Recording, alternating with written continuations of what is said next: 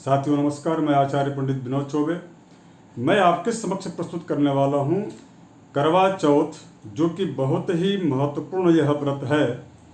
इसको करक चतुर्थी भी कहा जाता है। कार्तिक माह के कृष्ण पक्ष के चतुर्थी तिथि, जिसको संकष्टी गणेश चतुर्थी भी कही जाती है,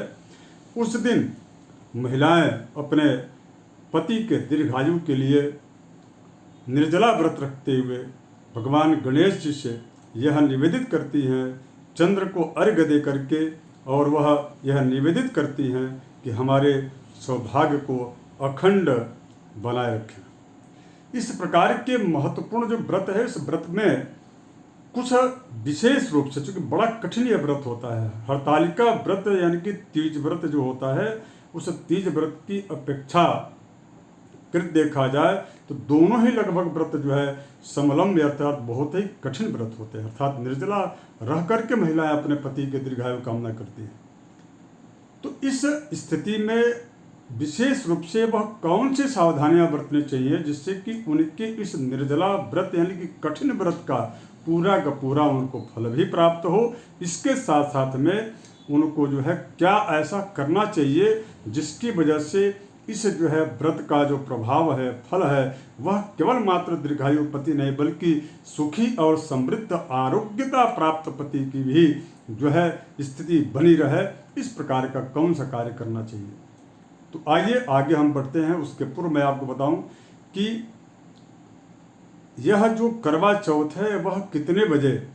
चंद्र को अर्घ्य देना चाहिए, क्योंकि इसमें चंद्र को अर्घ्य देने का विशेष महत्व है। और जो है चंद्र को अर्घ्य देते समय विशेष रूप से वह कौन सी सावधानी बरतनी चाहिए। कई बार ऐसा होता है कि महिलाएं कहीं न कहीं जो है या किसी प्रकार से ज्ञानतावश जो है त्रुटियां कर देती हैं, जिसकी वजह से उनको पूरा फल की प्राप्ति नहीं होती।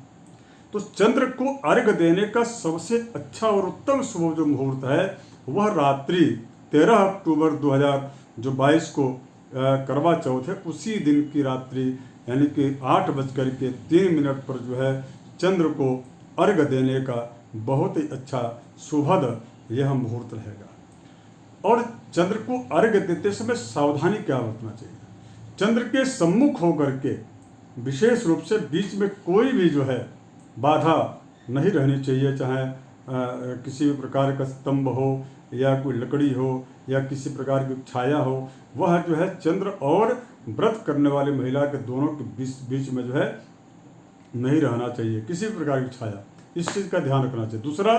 कि चंद्र को अर्घ्य देते समय और उसके साथ में जो सारे जो कारवा जो होता है, मिट्टी का जो पात्र जो आपने कलश स्थापित किया है और उसके पश्चात लोटे में जल लेकर के आपके पति के द्वारा जल दिया जा रहा है, तो उसमें इस बात का विशेष ध्यान देना चाहिए कि वह जो पात्र है वह पात्र कहीं से भी न फूटा हो, न ही किसी भी प्रकार का उसमें फल या सुपारी या पान का पत्ता या जो भी आपने उसमें प्रयोग किया उसमें किसी भी प्रकार की कोई जो है उसमें खंडित स्थिति न बनी हो, यह जरूर ध्यान देना चाहिए। अब इसके पश्चात इतना करने से चंद्र को अर्घ्य देने का पूरा फल आपको प्राप्त होता है। अखंड और दीर्घायु जो है पति की प्राप्ति होती है। इसके साथ साथ में अब कौन सा कार्य जो नहीं करना चाहिए वह 5 विषय में विशेष रूप से बताऊंगा। पहला चीज़ तो ये है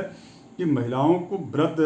करने वाली जो व्रती होती हैं उनको जो है उनके घर में विशेष रूप से यदि मांसाहार का प्रयोग होता हो तो उससे बचना चाहिए। और व्रत प्रारंभ करने के 1 दिन पूर्व से लेकर के व्रत तोड़ने के 1 दिन के बाद, अर्थात जो है 12 तारीख से लेकर के 13 तारीख को तो करवा चौथ है ही, और 14 तारीख को भी यानी कि 3 दिन कम से कम जो है मांसाहार का प्रयोग घर में बिल्कुल भी नहीं होना चाहिए। दूसरा,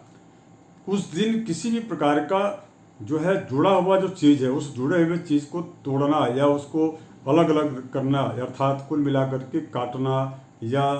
यदि आप कपड़ों में देखें, चूँकि महिलाओं का स्वभाव होता है सिलना, तो सिलाई करना, कढ़ाई करना और कपड़े को काटना आदि चीज़ों को भी उन जो है व्रती महिलाओं के द्वारा जो करवा चौथ की व्रत है उनको नहीं करना चाहिए। तीसरा जो सबसे जो महत्वपूर्ण जो कार्य यह है कि वह जो है अपने घर में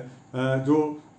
मांगलिक जो कपड़े हैं उनको ही धारण करना चाहिए, अर्थात जो है काला या सफ़ेद रंग का इन दोनों वस्त्रों या लाइनिंग जिन वस्त्रों में हो, साड़ियों में है हो, उसको भी उनको धारण नहीं करना चाहिए।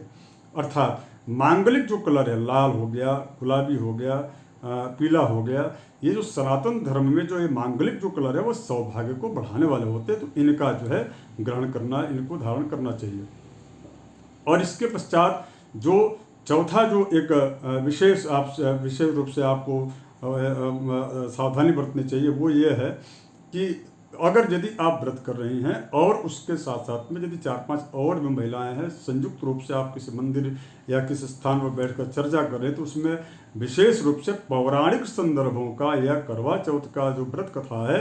इसी का श्रवण कीर्तन भजन करना चाहिए। 5वां,